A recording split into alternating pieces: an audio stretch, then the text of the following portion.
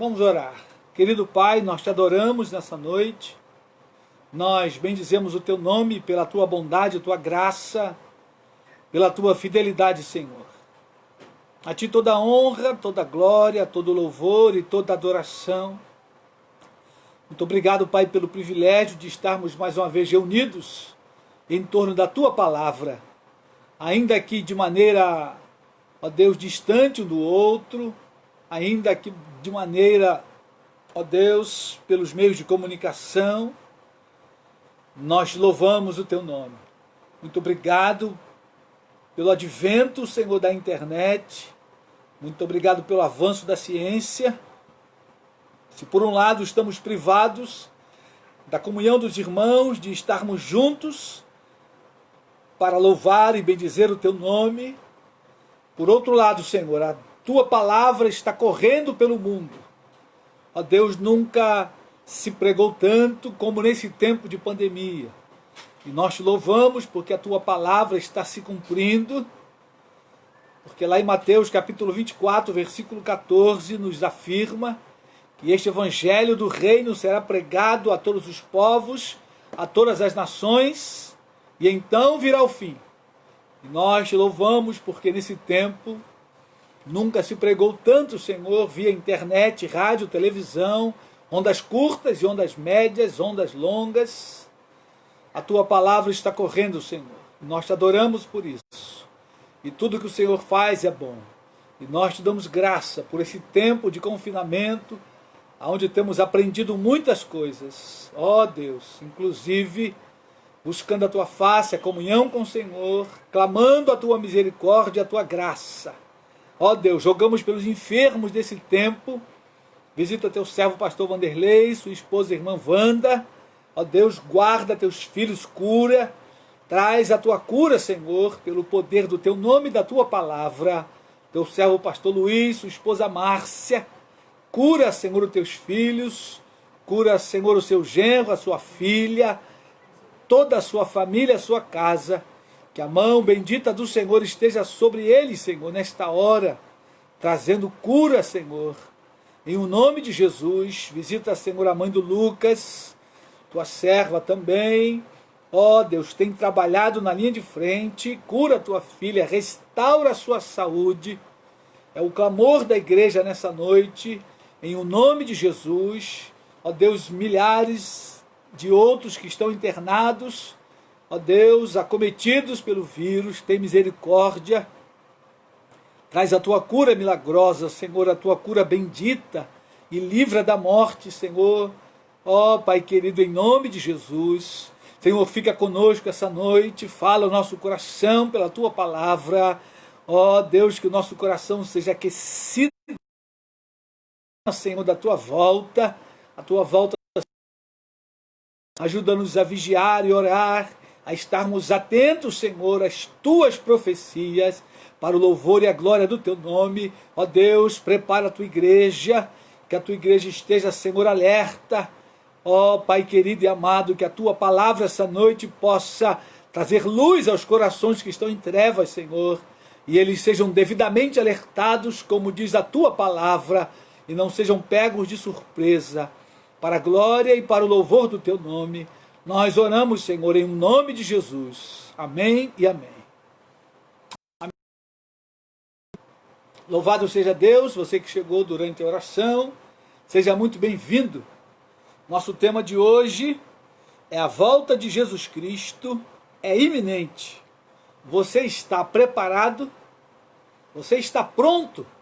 Querido irmão, querida irmã, querido amigo, querida amiga, você que nos ouve, nos assiste, você que virá assistir daqui a alguns meses, anos, você está preparado para a volta do Senhor Jesus? Essa é a minha pergunta para você nessa noite. E nós vamos a Lucas capítulo 21, se você tem uma Bíblia com você, abra a sua Bíblia, Lucas capítulo 21, versículo 28 em diante. Jesus nos faz um alerta. A volta de Jesus, queridos irmãos e amigos, ela é iminente. Ou seja, iminente é algo que ameaça se concretizar, que estará a ponto de acontecer, algo que está próximo, algo imediato, algo prestes a acontecer. A volta de Jesus Cristo, ela é iminente. Eu quero convidar você a compartilhar o vídeo para os seus amigos, grupos. Você pode fazer salas para que outros irmãos e amigos possam acompanhar e ouvir a palavra de Deus e ser alertado por ela, porque nessa noite nós vamos ler Lucas capítulo 21, verso 28. Lucas 21 fala do sermão profético. Jesus, um dos últimos sermões, chamado sermão profético, Jesus faz muitos alertas, a mim e a você. Eu quero olhar esse trecho, Lucas capítulo 21, a partir do verso 28, que diz assim o texto: Ora, ao começarem essas coisas a suceder, exultai e erguei as vossas cabeças, porque a vossa redenção se aproxima. Vou repetir o versículo 28. Ora, ao começarem estas coisas a suceder, exultai e erguei a vossa cabeça, porque a vossa redenção se aproxima. Ainda lhe propôs uma parábola, dizendo: Vede a figueira e todas as árvores, quando começarem a brotar, vendo, sabeis por vós mesmos que o verão está próximo. Assim também, quando virdes acontecerem essas coisas, sabei que está próximo o reino de Deus. Em verdade vos digo que não passará essa geração sem que tudo isso aconteça. Passará o céu e a terra, porém as minhas palavras não passarão. Acautelai-vos por vós mesmos, para que nunca vos suceda que o vosso coração fique sobrecarregado com as consequências da orgia, da embriaguez e das preocupações deste mundo, para que aquele dia não venha sobre vós repentinamente como um laço, pois há de sobrevir a todos os que vivem sobre a face da terra. Vigiai, pois, a todo tempo, orando, para que possais escapar de todas essas coisas que tem de suceder e estar em pé na presença do Filho do Homem. Amém. Queridos, Jesus deixou aqui um alerta. Se fôssemos ler todo o capítulo 21, tem vários alertas. Jesus fala várias coisas, vários assuntos. Jesus, nessa sequência, nesse sermão, ele fala vários assuntos ao mesmo tempo, todos apontando para a sua segunda vinda, apontando também para o arrebatamento da igreja. E Jesus, quando ele fala sobre a figueira, ele diz aí: ainda lhe propôs uma parábola, dizendo: Vede a figueira e todas as árvores. Queridos irmãos e amigos, a figueira representa Israel. A figueira é uma representação de Israel em toda a Bíblia. Se você for olhar, diversos textos comparam Israel com a figueira. E quando o texto fala, olhai para a figueira e todas as árvores, as outras árvores representam as nações da terra, as nações dos gentios, ou seja, os povos que não são judeus, esses são os chamados gentios. E Jesus manda que nós olhássemos para a figueira, olhássemos para Israel, mas olhássemos também para as nações. Então, queridos irmãos, é preciso estar atento aos acontecimentos da história do mundo, da história das nações, a história da humanidade. Por isso temos que olhar para Israel e olhar para as nações. E eu quero olhar com os queridos irmãos essa noite a partir de um evento que aconteceu ontem, em que Israel selou um acordo de paz. Se você esteve atento aos noticiários, você então viu que Israel selou um acordo de paz com duas nações árabes, Bahrein e os Emirados Árabes. Nações árabes que há muitos anos vêm rechaçando todo e qualquer tipo de acordo com Israel.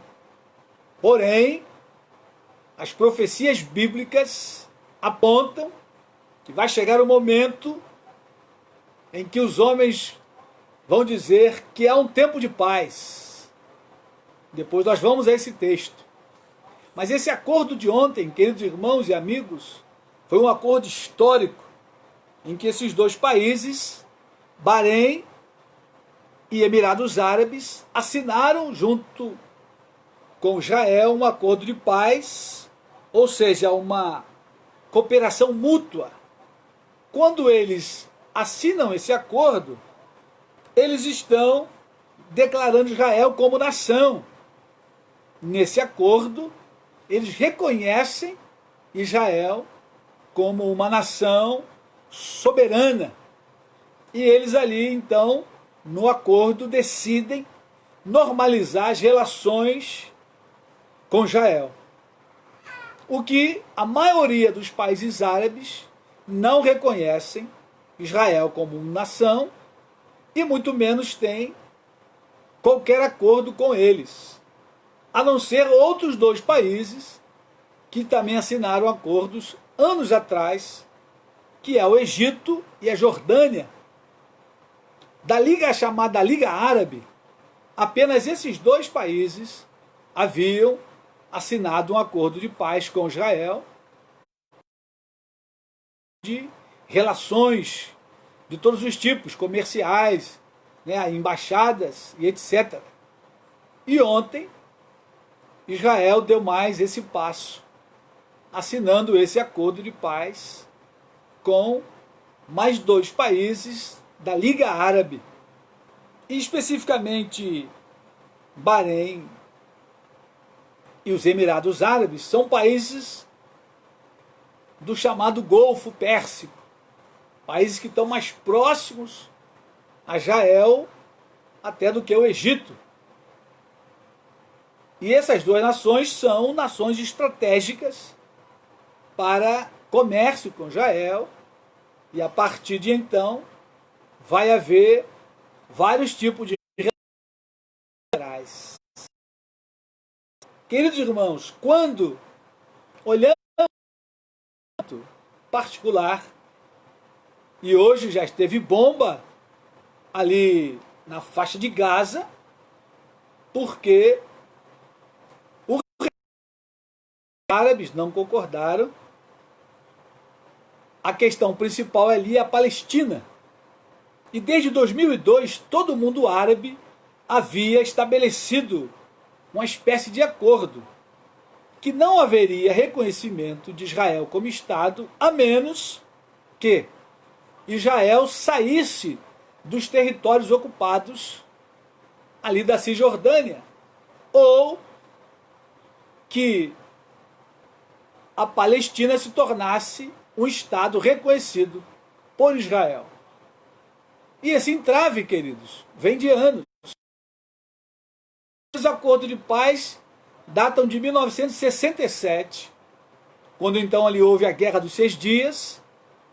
Logo ao cessar da guerra, começou-se então tentativas de acordo de paz que foram fracassando e fracassando ao longo dos anos, até que em 1979 o Egito assinou o acordo com Israel. Veja bem, 1979. Olha quantas décadas já se passaram. Depois de mais alguns anos, outras tentativas. 1994, a Jordânia também assinou um acordo de paz com Israel. Passado 18 anos de 2000, aliás, 18 anos não, muito mais, 18 anos de 2002, quando os outros países fizeram a declaração que não aceitariam o Estado de Israel e nenhum deles assinaria acordo, sendo que agora mais 2 países resolveram assinar o acordo. O último acordo tinha sido em 1994, pela Jordânia. Então se vai aí muitos anos. Agora, por que que esse acordo, querido, é importante? E por que que isso tem importância para nós? E o que que isso tem a ver com a volta de Jesus? Porque a volta de Jesus a cada dia se aproxima, e quando olhamos para toda a geopolítica, percebemos que a volta de Jesus Cristo ela é iminente. Qual a relação de paz que foi assinado ontem com a segunda vinda de Jesus?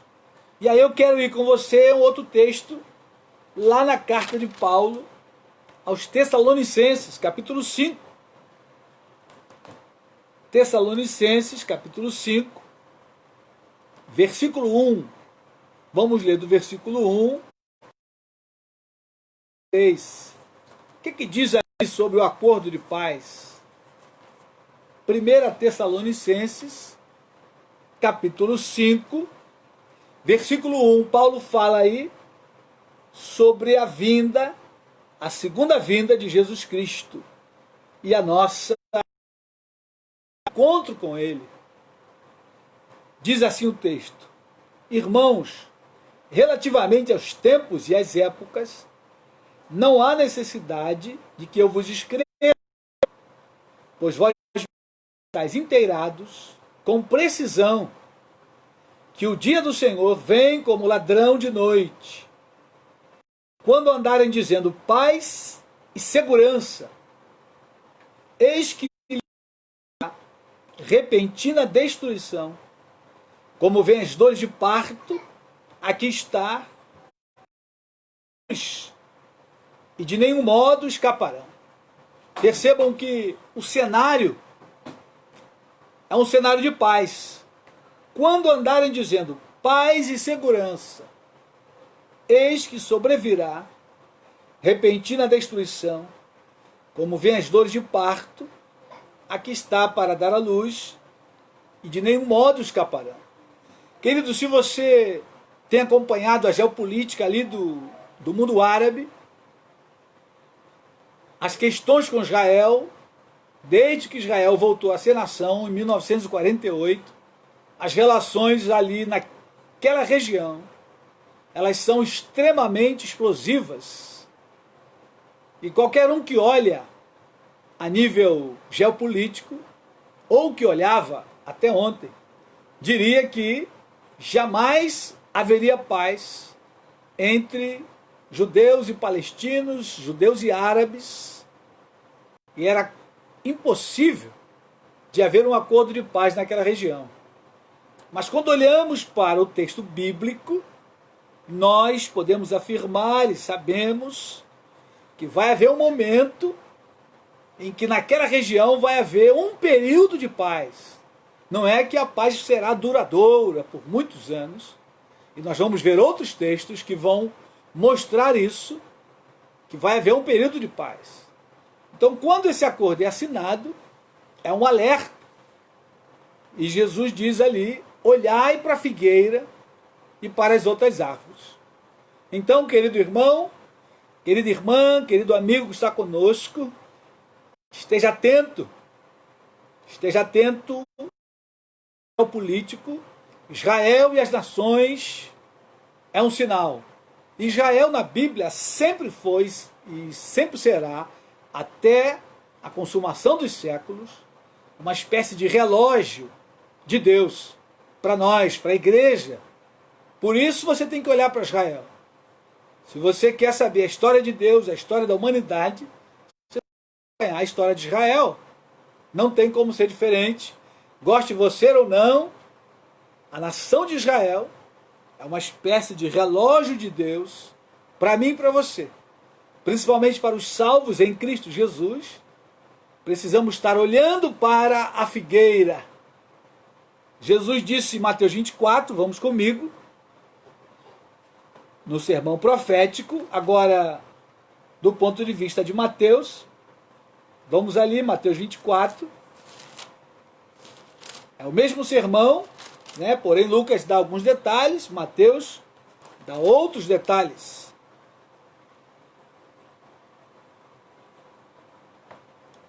Algumas questões, Mateus fala e Lucas também fala. Mateus 24, verso 35, Jesus diz aí: passará o céu e a terra, porém as minhas palavras não passarão. Lucas também fala isso lá no texto que lemos. Mas Jesus agora vai dar um enfoque dessa vinda repentina, que Lucas também fala.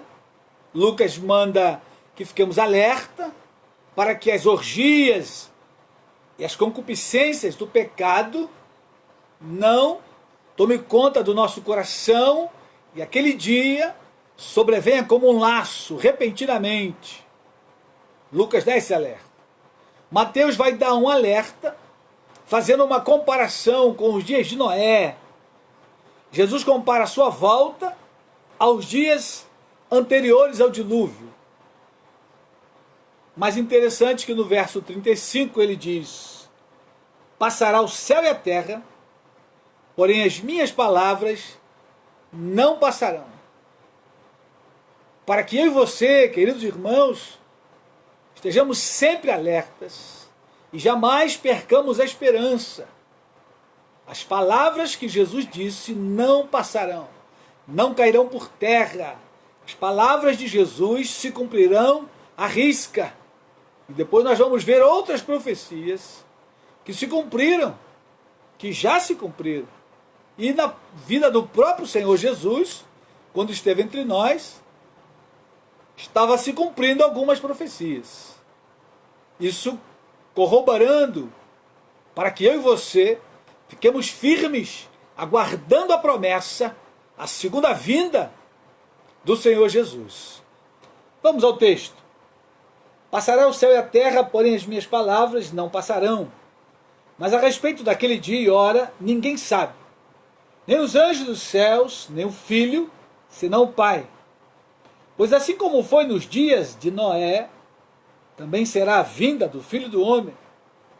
Porquanto assim como nos dias anteriores ao dilúvio, comiam e bebiam, casavam e davam-se em casamento, até o dia em que Noé entrou na arca, e não perceberam, senão quando veio o dilúvio e os levou a todos.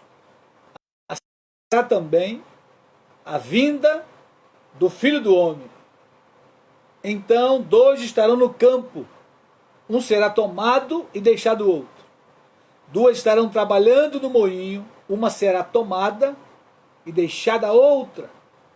Portanto, vigiai, porque não sabeis em que dia vem o vosso Senhor. Então Jesus está alertando a mim e a você e a toda a humanidade que a sua volta ela é repentina. Mas o cenário, queridos irmãos, é um cenário aparentemente de normalidade. As coisas estão acontecendo, assim como foi nos dias anteriores ao dilúvio. É o que Jesus diz aí. Comiam, bebiam, casavam, davam-se em casamento, né? E hoje tudo isso acontece. Final de semana os barzinhos enchem, mesmo na quarentena, as praias enchem, as coisas estão acontecendo. Parece que está tudo normal. E Jesus então faz esse alerta. Não fique esperando que esse dia, principalmente o do arrebatamento, que será o rapto da igreja, num abrir e fechar de olhos, os dias anteriores ao arrebatamento, as coisas estarão acontecendo normalmente, assim como foi nos dias anteriores ao dilúvio. Comiam, bebiam, casavam e davam-se em casamento, faziam projetos, abriam empresa, jogavam-se futebol, basquete, qualquer outro esporte, até o dia em que o anjo tocará a trombeta. E foi exatamente assim nos dias anteriores ao dilúvio, até o dia em que Noé entrou na arca. Noé entrou na arca, a porta se fechou e Deus a selou por fora, para que Noé não tivesse nenhuma possibilidade de abrir por dentro, ao ver o povo em desespero. E o texto diz que Deus a fechou por fora, porque era o juízo de Deus sobre o mundo da época. E Jesus então está comparando a sua segunda vinda como os dias de Noé. Aparente normalidade, até o dia em que Noé entrou na arca. Aparente normalidade, até o dia em que o anjo tocará a trombeta de Deus. E a igreja então será raptada, num abrir e fechar de olhos. Ao soar da última trombeta, os mortos ressuscitarão primeiro, depois nós, os que estivermos vivos, subiremos e estaremos para sempre com o Senhor. Então, querido irmão, querida irmã, é preciso estar atento. Jesus diz, vigiai, portanto, vigiai. Lucas, ele vai mais fundo na questão da vigilância, para que o vosso coração não seja pego com as orgias desse mundo. E aí, logicamente, nós entendemos que um alerta que Lucas faz está muito mais voltado para aqueles que não servem ao Senhor. Porque aqueles que já estão andando em comunhão com Cristo, eles já estão evitando as orgias.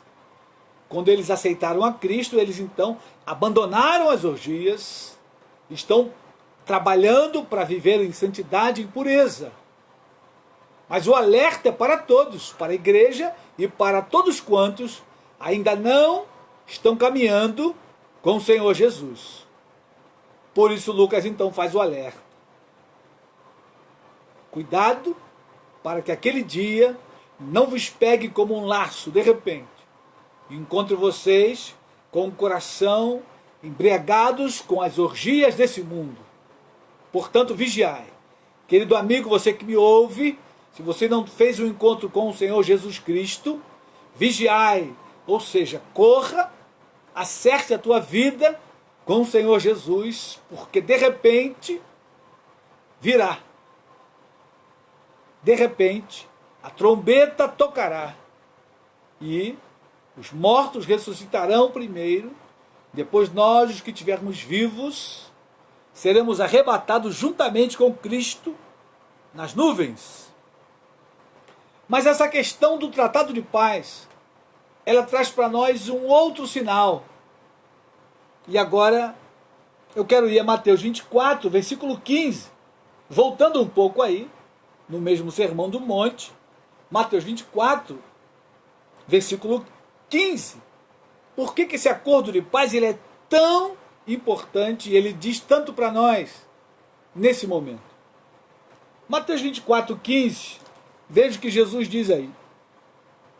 Quando, pois, virdes o abominável da desolação, de que falou o profeta Daniel, no lugar santo, quem lê, entenda. Jesus faz uma alusão ao profeta Daniel. Quando, pois, virdes o abominável da desolação, de que falou o profeta Daniel, no lugar santo, quem lê, entenda. O que isso tem a ver com esse processo de paz que Israel está trabalhando para construir com os países ali da Liga Árabe? Vamos a Daniel, para que a gente entenda um pouco mais. Daniel capítulo 9, verso 27. Daniel, vamos comigo. Daniel capítulo 9, versículo 27. Daniel 9, 10, 11 e 12 vai falar do fim dos tempos. Veja que Daniel está bastante tempo antes de Cristo. Daniel está na Babilônia, lá no cativeiro babilônico, mas ele já está profetizando na segunda vinda de Jesus. E por isso a Bíblia ela é um livro excelente, Por isso a Bíblia é magnífica.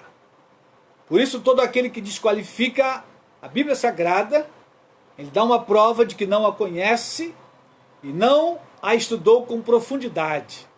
Porque se tivesse estudado, saberia que a Bíblia não é um livro qualquer. É um livro de Deus. E lá em Daniel, vamos comigo, Daniel 9, verso 27. Daniel fala dessa abominação desoladora. Diz assim o texto: ele fará firme aliança com muitos por uma semana. Na metade da semana fará cessar o sacrifício e a oferta de manjares. Sobre a asa das abominações virá o assolador, até que a destruição que está determinada se derrame sobre ele. Presta atenção num detalhe, querido irmão, querida irmã. Ele fará firme aliança com muitos por uma semana. Uma semana aí significa uns 7 anos. Os 7 anos da grande tribulação, que você vai achar em Ezequiel, você vai achar também em Apocalipse, você vai achar em Mateus, no texto que estamos lendo ali, Jesus vai falar da grande tribulação. E Daniel diz, ele fará firme aliança. Ele está apontando para uma pessoa, e aí é a pessoa do anticristo, que fará uma firme aliança com muitos povos, muitos países, muitas lideranças. Nessa aliança, na metade da semana, 3 anos e meio, ele quebrará a aliança. Ao quebrar a aliança, fará cessar o sacrifício e a oferta de manjares. Sobre a asa das abominações virá o assolador, até que a destruição que está determinada se derrame sobre ele. Nós vamos a Daniel capítulo 11, Daniel faz uma outra menção dessa abominação. Daniel 11, verso 31. Vamos comigo.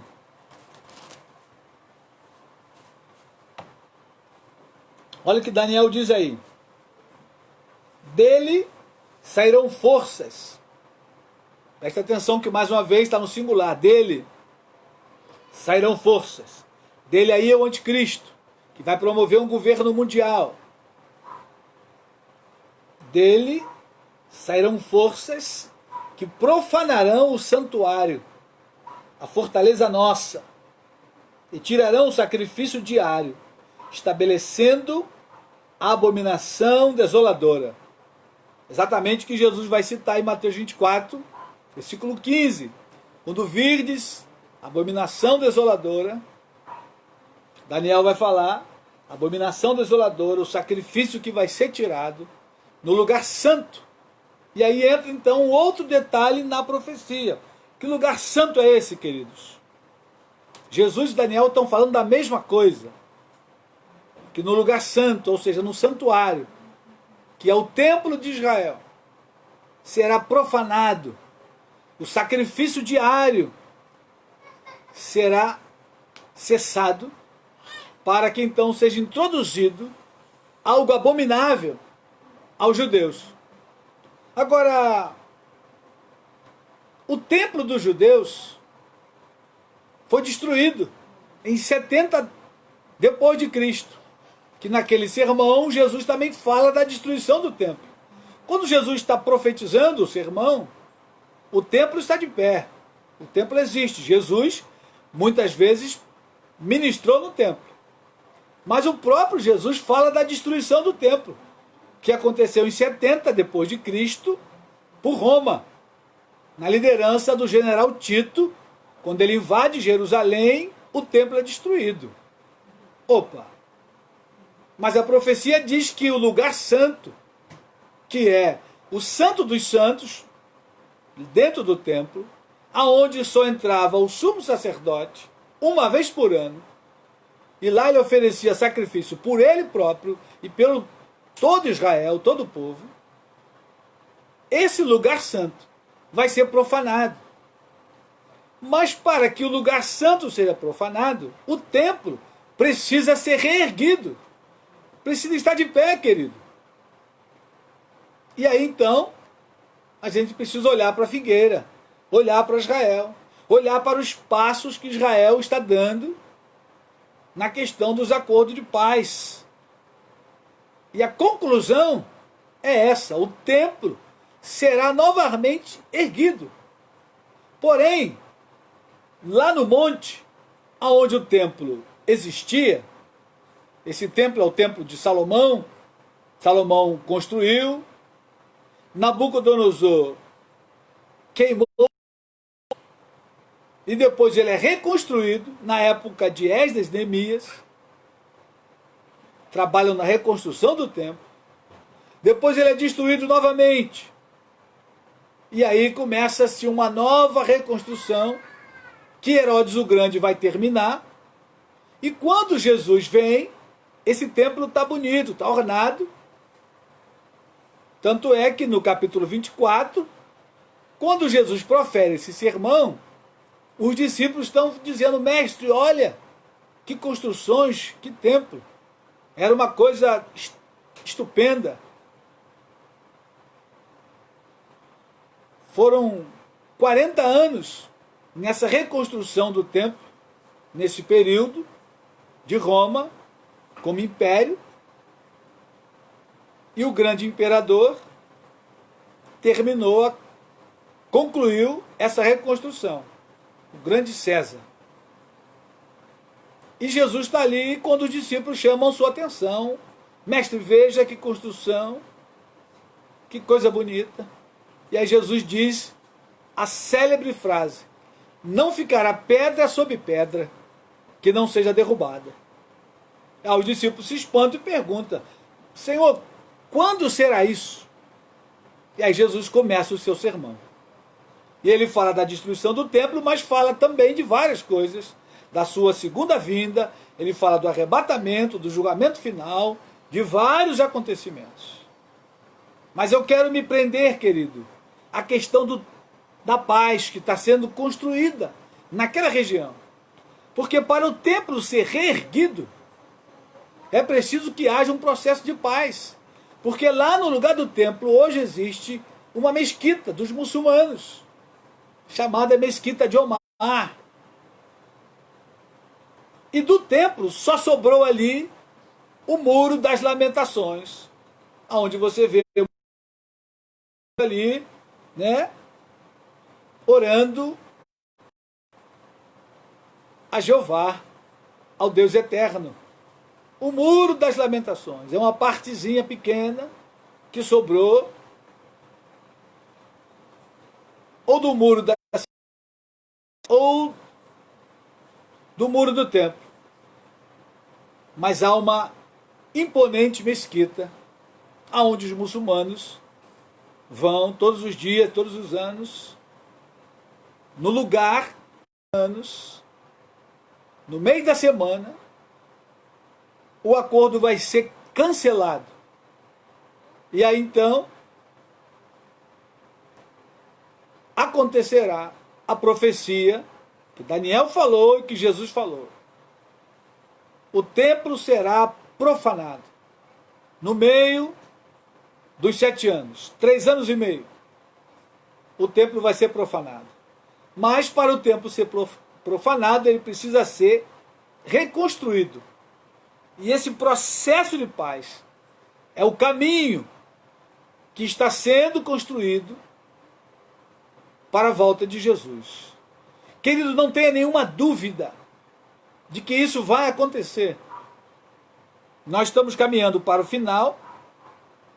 Eu quero olhar com você algumas profecias que já se cumpriram, e principalmente as profecias que se cumpriram na vida de Jesus. Quando nós olhamos a palavra e olhamos a afirmação de Jesus, quando diz lá em Mateus 24:35, o céu e a terra passarão, mas as minhas palavras não hão de passar. Queridos irmãos e amigos, a total certeza de que essa profecia vai se cumprir, o templo vai ser reerguido, vai haver um acordo de paz. Depois o templo será profanado, porque a palavra não vai cair por terra. Tenha clareza disso. Tenha total certeza. A Bíblia vai se cumprir à risca, assim como ela tem se cumprido ao longo dos anos. Creiam nas palavras de Jesus. Passará o céu e a terra, porém as minhas palavras não passarão. Vamos comigo a Isaías, capítulo 7. Vamos olhar algumas profecias que foram cumpridas na vida do próprio Senhor Jesus. Isaías 7,14 fala que Jesus nasceria de uma virgem. Veja você, quem estava lá na época de Isaías, certamente pensou que o profeta estava delirando como alguém nasceria de uma virgem. Isaías capítulo 7, verso 14. Vai falar sobre a nova glória de Israel, e essa glória, ela está na pessoa do Senhor Jesus. Percebam que Isaías viveu 700 anos antes de Cristo, né? Mais ou menos, cerca de 700 anos antes de Cristo. E ele diz aí o seguinte, Isaías capítulo 7, versículo 14, portanto o Senhor mesmo vos dará um sinal, eis que a virgem conceberá e dará à luz um filho, e lhe chamará Emanuel, e ele comerá manteiga e mel, quando souber desprezar o mal e escolher o bem. Na verdade, antes que este menino saiba desprezar o mal e escolher o bem, será desamparada a terra, ante cujos dois reis tu tremes de medo. Isaías está profetizando para o rei Acais. Acais foi um dos últimos reis. Depois veio Manassés, depois mais alguns outros, antes do povo ir para o cativeiro babilônico. Ele diz aí, eis que a virgem conceberá e dará à luz um filho, e lhe chamará Emanuel, que significa Deus conosco. Pois bem, querido, passou-se 700 anos, muitos esqueceram, mas os fiéis estavam atentos. E lá em Mateus, vamos comigo, Mateus capítulo 1, depois vamos voltar a Isaías. Mateus capítulo 1 vai falar do nascimento do Messias. Mateus capítulo 1, verso 18. Mateus 1, 18 diz aí, ora, o nascimento de Jesus Cristo foi assim.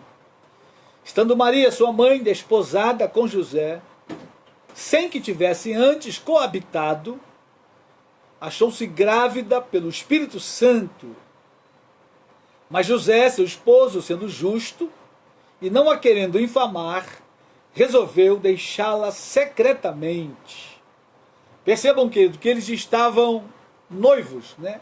A expressão mais desposada era, para nós hoje, como se fosse um noivado. Eles tinham um compromisso, porém, não tinham relações. O texto é claro que tivesse antes coabitado. Achou-se grávida pelo Espírito Santo. Maria, pelo Espírito Santo. José, seu esposo, sendo justo e não querendo infamar, resolveu deixá-la secretamente. Apareceu em sonho um anjo do Senhor, dizendo, José, filho de Davi, não temas receber Maria, tua mulher, porque o que nela foi gerado é do Espírito Santo. Ela dará à luz um filho, e lhe porás o nome de Jesus, porque ele salvará o seu povo dos pecados deles. Perceba, queridos, Isaías profetizou, eis que a virgem conceberá e dará à luz, está muito boa, com algumas falhas, porém nós vamos perseverar. Isaías capítulo 50. Olha o que diz aí, verso 6, fala sobre a crucificação. Lá no capítulo 7 fala sobre o nascimento. Capítulo 50 de Isaías fala sobre o momento da crucificação. Jesus seria esbofeteado até a morte, na cruz do Calvário. Diz o texto o seguinte: ofereci as costas aos que me feriam, e as faces aos que me arrancavam os cabelos. Não escondi o rosto aos que me afrontavam e me cuspiam, porque o Senhor Deus me ajudou, pelo que não me senti envergonhado. Por isso fiz o meu rosto como um seixo, e sei que não serei envergonhado. Então Isaías, na profecia, ele toma o lugar do próprio Senhor Jesus e diz que seria cuspido, esbofeteado no rosto.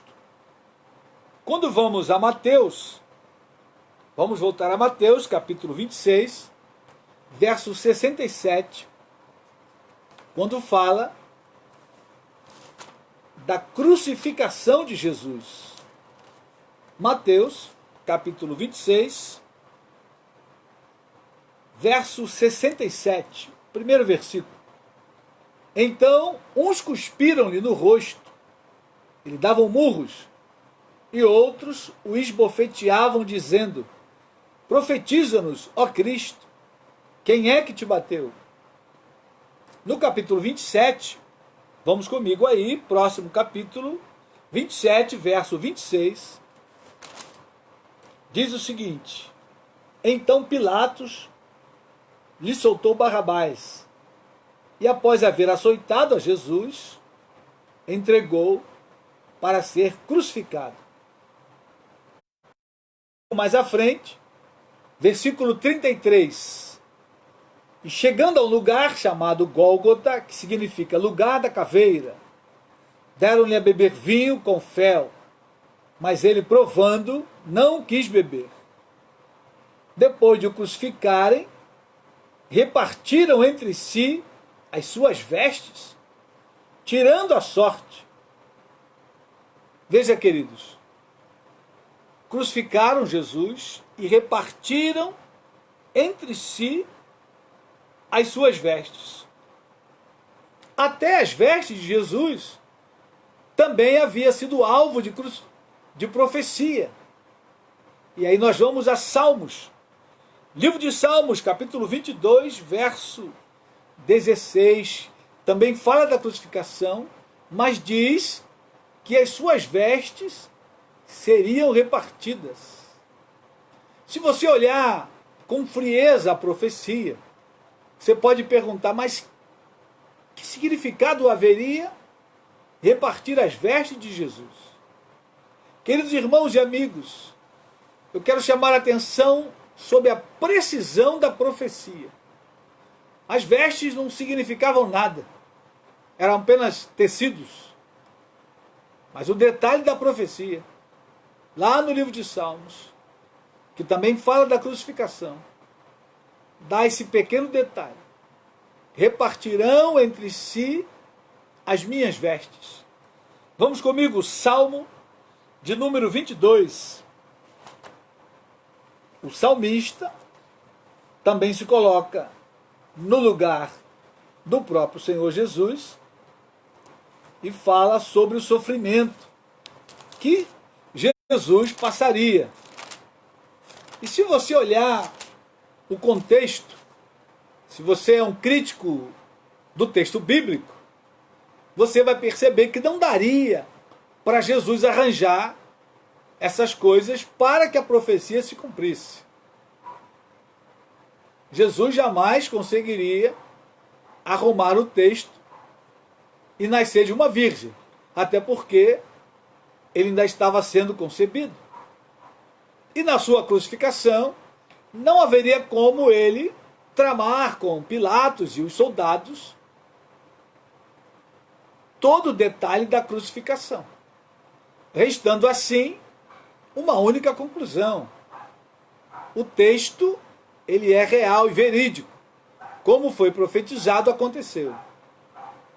E se você descer fundo na sua crítica, você vai ver que a Bíblia foi escrito em períodos diferentes.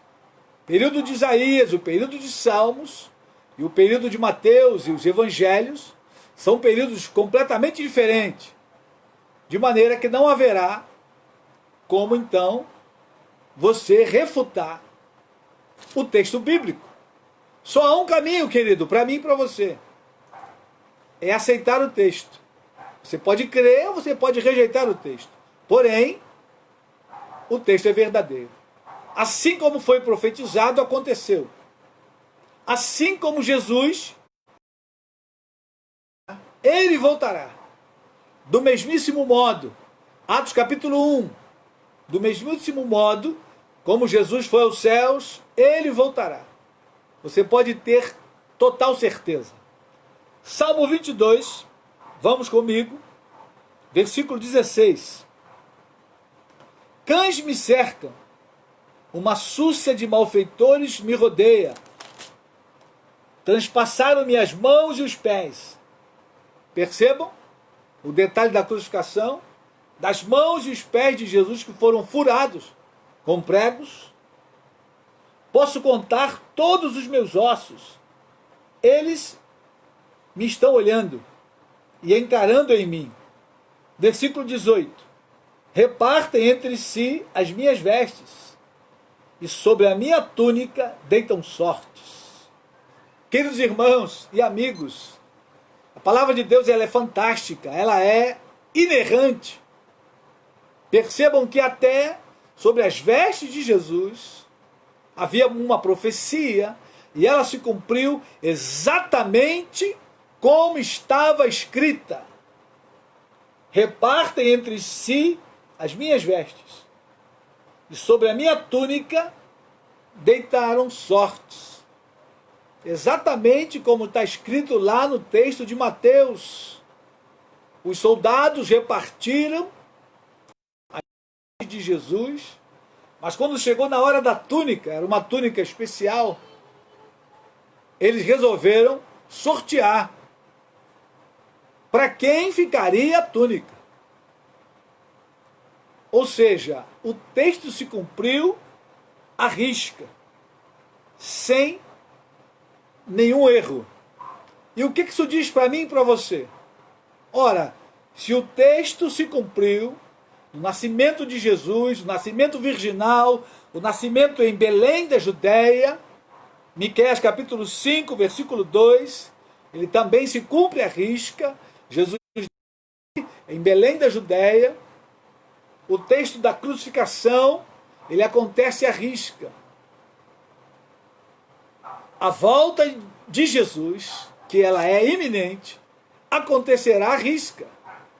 Assim como Jesus profetizou, assim como outros profetas, como Daniel, como Isaías, como Jeremias, Ezequiel, assim como Paulo escreveu na sua carta aos Tessalonicenses, no momento, num abrir e fechar de olhos, ao ressoar da última trombeta, os mortos ressuscitarão primeiro, depois nós, os que estivermos vivos, seremos arrebatados juntamente com ele nas nuvens. Queridos irmãos, a volta de Jesus está próxima, e esse acordo de paz é um caminho para a preparação desse momento, onde o templo vai ser reerguido e depois então ele vai ser profanado. Todas essas profecias acontecerão exatamente como foi escrito. Lembrando o texto lá de Timóteo, tudo quanto foi escrito, para o nosso ensino foi escrito. Portanto, queridos irmãos e amigos, estejam alertas, estejam atentos. Jesus está voltando, e a sua volta ela é iminente. O acordo de paz foi assinado. Israel através do seu primeiro-ministro, Benjamin Netanyahu, ele fez a seguinte declaração: o gelo foi quebrado e agora o caminho está sendo construído para novos acordos com outras nações que compõem a Liga Árabe. Nesse acordo de ontem, haverá acordos bilaterais, comércio, voo direto de Israel, de Tel Aviv, de Jerusalém, aos Emirados Árabes. Para que esses voos aconteçam, a nação chamada Arábia Saudita já liberou o espaço aéreo entre Israel e os Emirados Árabes. Há um espaço aéreo que pertence à Arábia Saudita. E ela já deu o sinal verde para que esses voos aconteçam. Isso significa que é mais uma nação que está interessada no acordo de paz. Queridos irmãos e amigos, o caminho está sendo preparado. A volta de Jesus, ela é iminente. E eu te pergunto, você está pronto? Está preparado para o rapto da igreja, para o arrebatamento dos salvos? Se não, se prepare. Busque a Deus. Leia as Escrituras. Busque em oração. Entregue a sua vida ao Senhor Jesus, porque brevemente estaremos com Ele nas nuvens, para sempre e para sempre. Que Deus te abençoe, que Deus te guarde. Guarde o teu coração. Você, meu irmão, minha irmã, você que já confessou o Senhor Jesus, fique firme em meio a toda essa pandemia, em meio a tantas catástrofes, incêndios. Jesus está voltando. O caminho está sendo preparado. Esteja alerta, como as 5 virgens prudentes. Esteja pronto para o arrebatamento. Que Deus te abençoe, que Deus te guarde. Se Deus permitir, Jesus não voltar, domingo pela manhã, estaremos juntos. Igreja presencial, uma parte da igreja, e domingo às 18 horas, estaremos com a nossa live, continuando a dar ênfase à palavra de Deus, à Escritura Sagrada. A Bíblia, ela é inerrante. Portanto, querido irmão, querida irmã, leia a tua Bíblia. Se apegue às Escrituras. Creia na palavra. Ela não muda, ela não erra, ela não cai por terra e ela não passará, como disse o próprio Senhor Jesus. Amém? Se você ainda não se inscreveu no nosso canal, no YouTube, vá lá, faça a sua inscrição, dê lá um joinha. As nossas mensagens, nós temos colocado todas elas lá no canal do YouTube, para que outros possam ver. Você pode compartilhar com os irmãos e amigos. Há muitas pessoas que precisam ouvir o Evangelho do Senhor Jesus, a palavra de Deus. Amém? Um grande abraço, que Deus te guarde, um bom restante de semana na presença do Senhor Jesus. Um forte abraço.